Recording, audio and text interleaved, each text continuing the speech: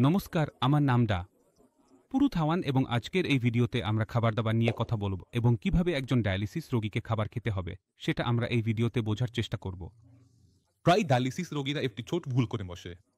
তারা তাদের খাবার-দাবারের দিকে ঠিকমতো খেয়াল রাখে না। এখন যখন রোগী ডায়ালিসিসে আছে তখন তাকে বুঝতে হবে যে ডায়ালিসিসে শুধু একটি পার্শ্ব প্রতিক্রিয়া আছে। যতদিন আমরা ডায়ালিসিস করাতে থাকি আমাদের শরীর ক্রমশ দুর্বল হয়ে পড়ে এবং আমাদের আজও কমতে থাকে। আমাদের শরীরে আর শক্তি থাকে না। দুর্বলতা অনেক বেশি বেড়ে যায়। রোগীর জন্য ওঠাবসা করা, হাঁটাচলা করা কঠিন হয়ে পড়ে। শরীরে ক্র্যাম্প শুরু হয়ে যায়। তাই আমাদের উচিত আমাদের খাবারকে ওষুধে রূপান্তরিত করা। আমাদের খাওয়া-দাওয়ার উপর খুব মনোযোগ দিতে হবে এবং আমাদের শরীরকে এমনভাবে পুষ্টি দিতে হবে যাতে আমরা ডায়ালিসিসও সহ্য করতে পারি এবং আমাদের কিডনিকে এতটা শক্তি দিতে পারি যে সেটা আবার কাজ করা শুরু করে। যাতে আমাদের ডায়ালিসিসের উপর নির্ভরশীলতাও শেষ হয়ে যায়। এই ভিডিও শেষে আপনি বুঝতে পারবেন ডাক্তার সাহেব কতটা ঠিক আর কতটা ভুল বলছেন। তাহলে শুরু করি। প্রথমেই আপনাকে দিনে কতবার খাবার খেতে হবে? ঠিকটাও। কারণ আমরা তো ৩ বার আমাদের শরীরের জন্য খাই। সকাল, দুপুর আর সন্ধ্যা। কিন্তু ডায়ালিসিস তো প্রতিদিন আমার শরীর থেকে এনার্জি চুষে নিচ্ছে, তাই না? আপনি সপ্তাহে ২ বার যান, ৩ বার যান, যাই হোক না কেন। হোক না আপনি সপ্তাহে ১ বারই যান। আপনার শরীর থেকে সবসময় একটু শক্তি কমে যায়, তাই সেটা পুষিয়ে নিতে আমার কাছে যত রোগী আসে আমি আপনাদের সবাইকে পরামর্শ দিই আপনি দিনে ৪ বার অবশ্যই খাবার খাবেন। কেন খাবেন? ৩ বার তো শরীরের জন্য খাবেন, চতুর্থবার ডায়ালিসিসের জন্য খেয়ে নিন। এর ফলে হয় কি, আপনার শরীরে যে অতিরিক্ত খাবার যায় সেটা আপনাকে বাড়তি শক্তি দেয়। এখন সেই বাড়তি শক্তি থেকে যদি একটু শক্তি কমেও যায় তাতে কোনো সমস্যা হবে না। তাহলে আপনার শরীর ঠিকঠাক থাকে। শরীরের ওজন ঠিক থাকে, ওজন কমে যায় না। এখন যখন আমরা বলি যে দিনে ৪ বার খেতে হবে, তখন কি খাবো সেটাও গুরুত্বপূর্ণ হয়ে যায়। তাহলে যখন আমরা ৪ বার খাওয়ার কথা বলছি, তখন সেই খাবারের মধ্যে কি বিষয়গুলো খেয়াল রাখতে হবে? আমাদের শরীরে প্রোটিনের পরিমাণ বেশি থাকা উচিত। কেন একজন যাবে? কারণ যখনই ডায়ালিসিস হয় তখন আমাদের শরীর থেকে প্রোটিন বেরিয়ে যেতে শুরু করে এবং প্রোটিনের উপর আমাদের শরীরে অনেক কাজ নির্ভর করে। আমাদের শরীরে যে এনজাইম তৈরি হয়, অ্যামিনো অ্যাসিড থাকে, সেগুলো সবই প্রোটিনের উপর নির্ভরশীল। তাহলে যদি কোনো কারণেই আপনার শরীরে প্রোটিনের ঘাটতি হতে শুরু করে, তাহলে আপনার শরীর ভেঙে পড়া, দুর্বল হয়ে যাওয়া শুরু করবে। তাহলে আমাদের কি করা উচিত?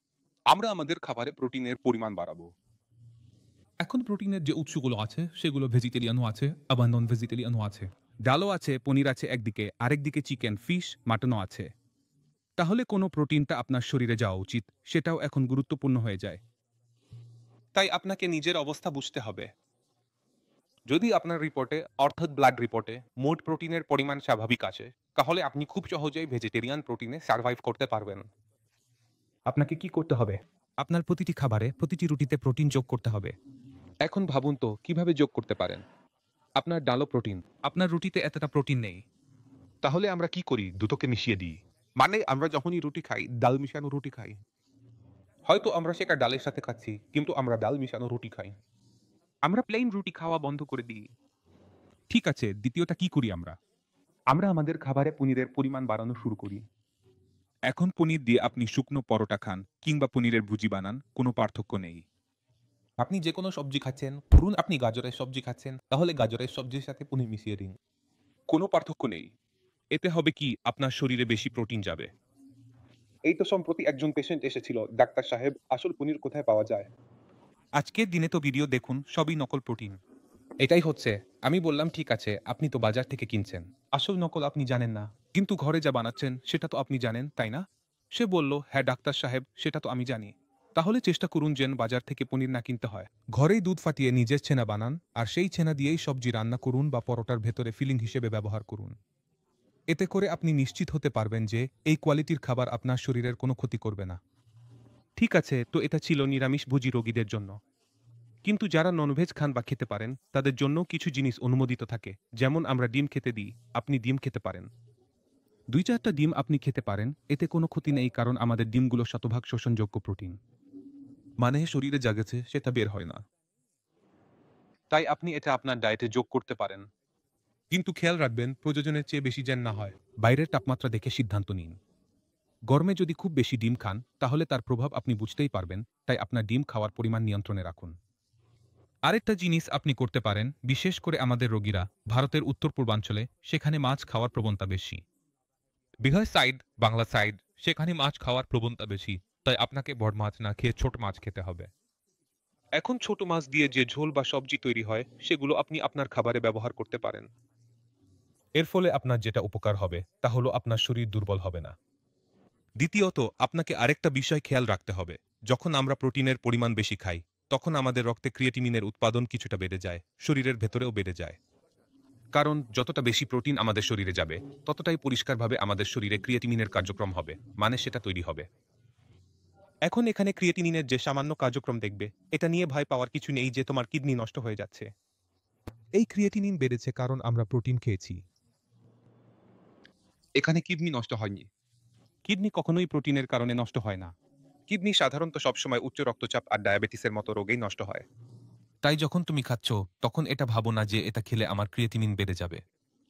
তোমার এটা নিয়ে চিন্তা করার দরকার নেই। তোমাকে তোমার কিডনিকে সুরক্ষিত রাখতে হবে। কিডনিতে যদি হালকা পাতলা কিছু দিকতে হতে পারে, কিন্তু যদি তোমার শরীর সুস্থ থাকে, তোমার ওজন কমে না যায়, তাহলে তুমি অনেক দিন বাঁচতে পারবে। তোমার কাছে কিডনি পাওয়ার কোনো সুযোগ নেই। ধরো কারো বয়স 60 বছর।